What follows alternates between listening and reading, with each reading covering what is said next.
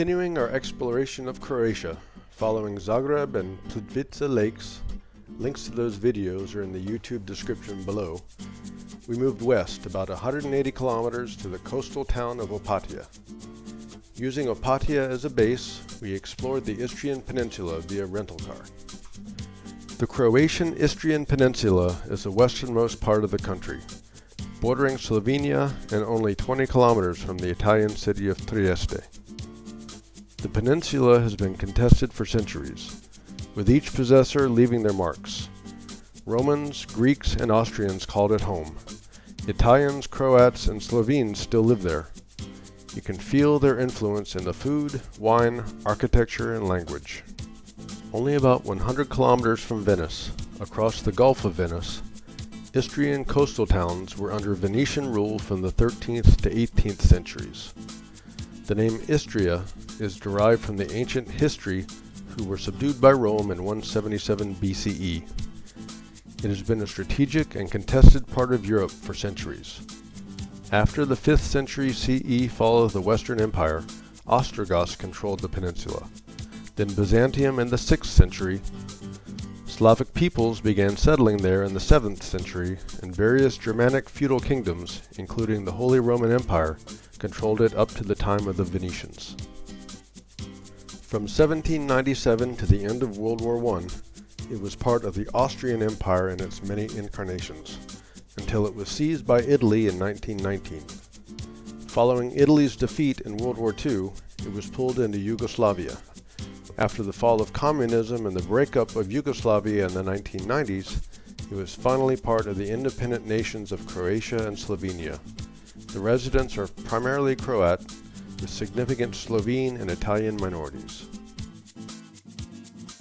Opatija, at the northeast end of Croatian Istria, was perfect as a base for exploring the rest of the peninsula. Our Sobe homestay was just a couple blocks from the sea. The third floor flat on the hillside provided a fantastic panoramic view.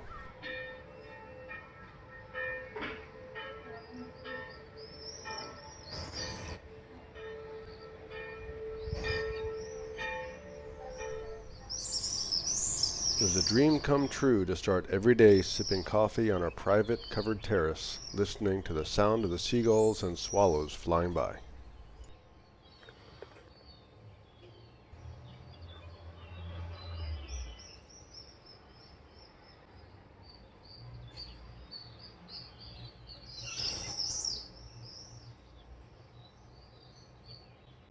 The first Istrian town outside Opatija that we explored was Ravine, a former Venetian port on the west coast of the peninsula.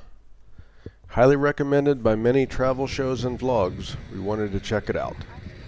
We arrived at the old port just before lunchtime and enjoyed the view of the water and the hilltop bell tower of the Church of St. Euphemia.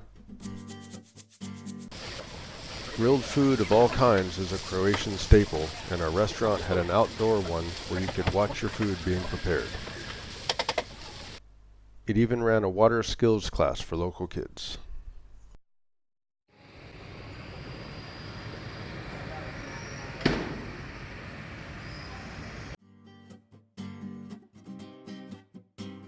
After lunch, we walked towards the church, winding our way through the narrow medieval streets, slowly ascending the hill until we finally came in sight of the bell tower.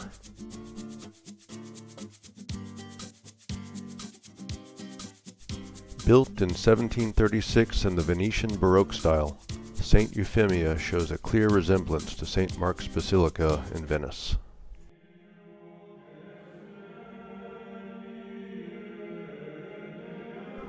Inside the church, a narrow portal in the wall provides access to the bell tower.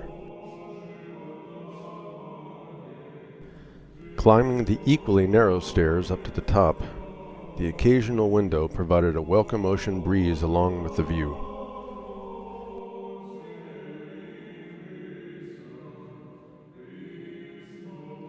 Finally reaching the top of the 60-meter tower, I grabbed a quick shot of the church bells before enjoying the view from the platform.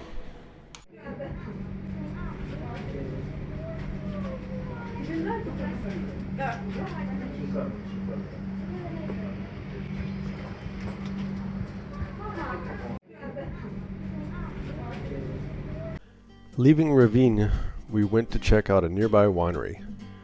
Winemaking in Istria goes back over thousands of years to at least the ancient Greeks who brought vines to the Green Peninsula. The pre-Roman indigenous history people who gave the peninsula its modern name mastered the skill. Today, Istria is a major wine-producing region of Croatia with at least 20 commercial winery operations. We lucked out at the winery we picked, arriving right before the start of a tour. We returned to Opatija via a route that took us past the Cape of Flanona and up the eastern coast. The viewpoint at the tip of the cape is about 250 meters above the sea. Even on a hazy day, the water was impressive to look at. The second day trip we took was to the inland hill town of Motavoon, but first we hit up another winery. We will go over more information on our food and wine experiences in a separate text and photo blog, but suffice it to say, we were mostly delighted with everything we've had so far. This winery was situated in another hill town nearby to Motavoon. Even the smaller Istrian towns have their own quaint character. Heading on to Motavoon, the name of the town as well as the surrounding municipality, the U.S. equivalent of a county, it was recommended to us as the place to go in Croatia for truffles, which is what the municipality is known for. It's practically impossible to walk in the town without tripping over a truffle shop. The 14th to 17th century medieval old town, a name of Celtic origin, is built on top of an original 15th century BCE Bronze Age settlement and a 3rd century Roman settlement. The town does a good job of showing off its long history.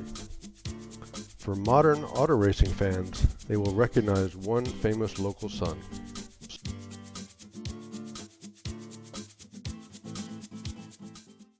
The center of town at the top of the hill is memorable, along with some pretty special views.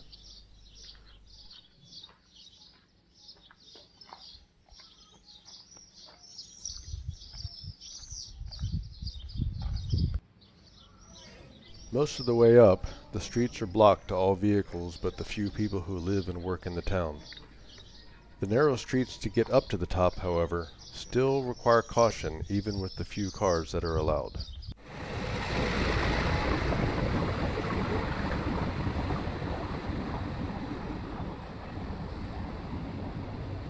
For 5 days based at Opatija, we spent most of them with the car parked, walking around because we absolutely love the area. Squeezed between the Juchka Mountains and the Adriatic Sea, Opatija is at the north end of a 30-kilometer-long riviera. There are numerous small coastal towns connected along the D66 highway down to Bursec. It's an easy walk along the coast, around 3 kilometers north through other Opatija neighborhoods, or 3 kilometers south to Ičići. One of the most wonderful things about the Opatija Riviera is just a short walk downhill from our sobe, you're at the water.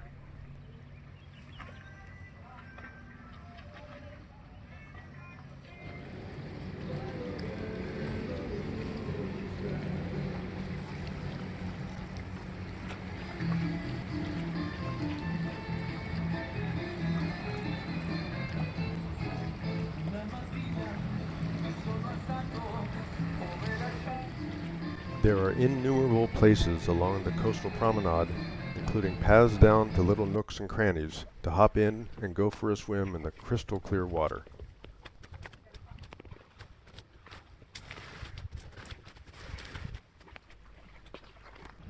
The Adriatic is cold, but there's nothing more refreshing on a hot June day.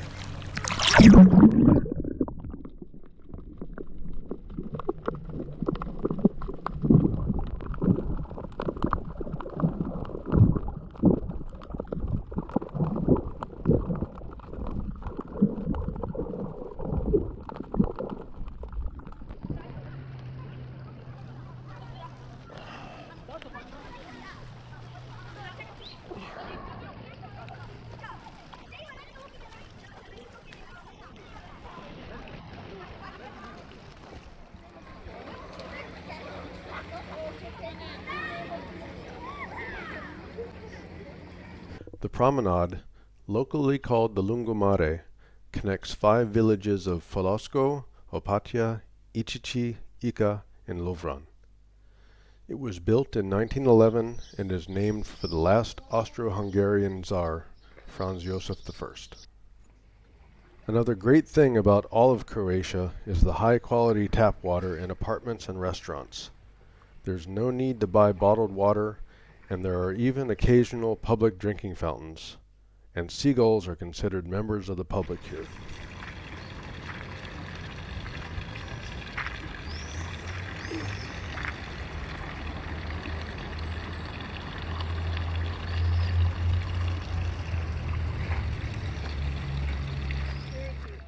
Folosco, about 3 kilometers on the northern side of Opatia, is a cute fishing village with a chill vibe.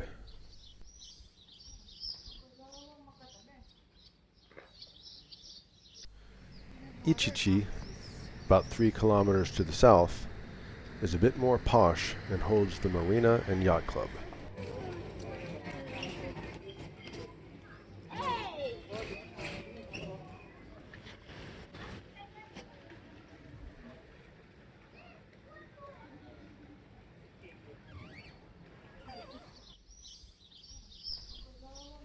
We also passed by the most beautiful, fragrant jasmine bush we've ever seen.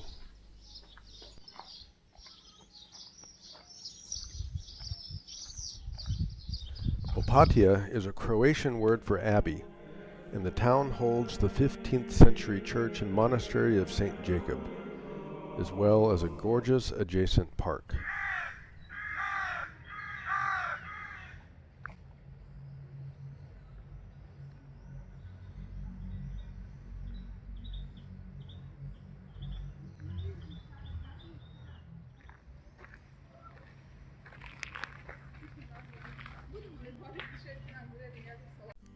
We also frequented the local market, stocking up on fruits, veggies, and cold cuts.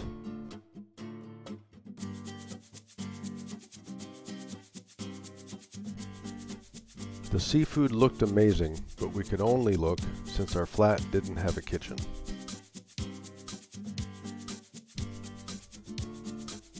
As we say goodbye to Opatia, we remember it was also pretty breathtaking at night.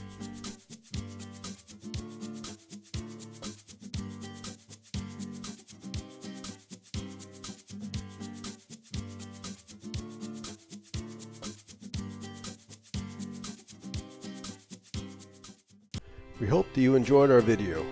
If you did and want to see more from us, please help us out with the YouTube algorithm and hit like on the video, subscribe on our channel, and feel free to share. Fala.